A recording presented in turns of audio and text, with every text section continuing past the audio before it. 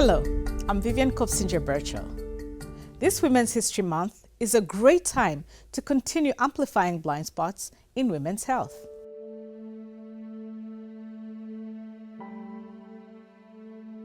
Today, I want to talk about cervical cancer.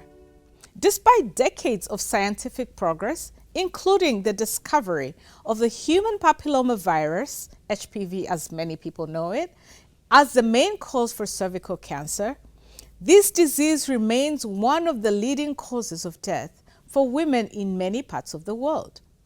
The question remains, why is cervical cancer still a top killer in some regions where we have the tools to prevent, detect, and treat it? The reality is that medicine alone is not enough. The barriers keeping women from accessing life-saving interventions are deeply rooted in fear, stigma, and systemic failures in healthcare delivery.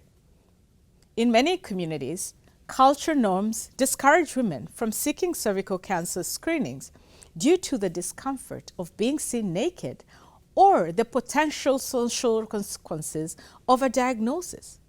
Some women worry that a positive result could lead to rejection by their partners, financial instability, or social isolation.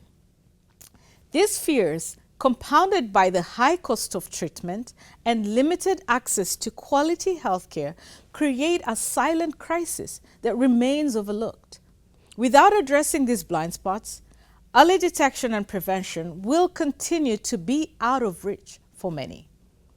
If we want to change this reality, we must rethink how cervical cancer interventions are designed and delivered. Privacy, dignity, and cultural sensitivity must be at the heart of screening efforts, ensuring that women feel safe seeking care.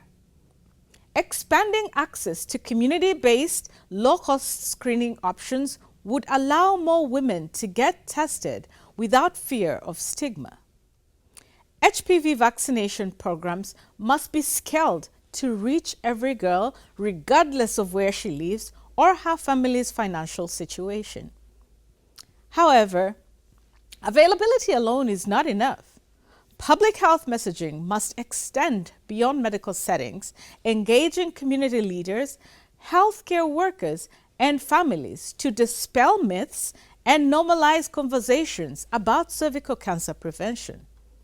Yet one of the biggest blind spots in global health remains the way solutions are designed. Too often, interventions are developed in boardrooms and academic institutions, which is not bad, but it's removed from the realities of the communities they aim to serve. Global health actors must move beyond textbook solutions and include those with lived experiences in the design process. Women who face these barriers every day, as well as healthcare workers and community leaders closest to them, have invaluable insights that no research paper can fully capture. If we truly want to reduce cervical cancer deaths, we must shift from designing for communities to designing with communities. Only by addressing financial, cultural, and systemic barriers and ensuring that the voices of affected women are at the center of decision-making, can we create interventions that are not just well-intended, but truly effective. Cervical cancer should not be a silent killer when we have the means to prevent and treat it. The time to act is now. Let's work together to build a future where no woman dies from a preventable disease. Thank you for watching.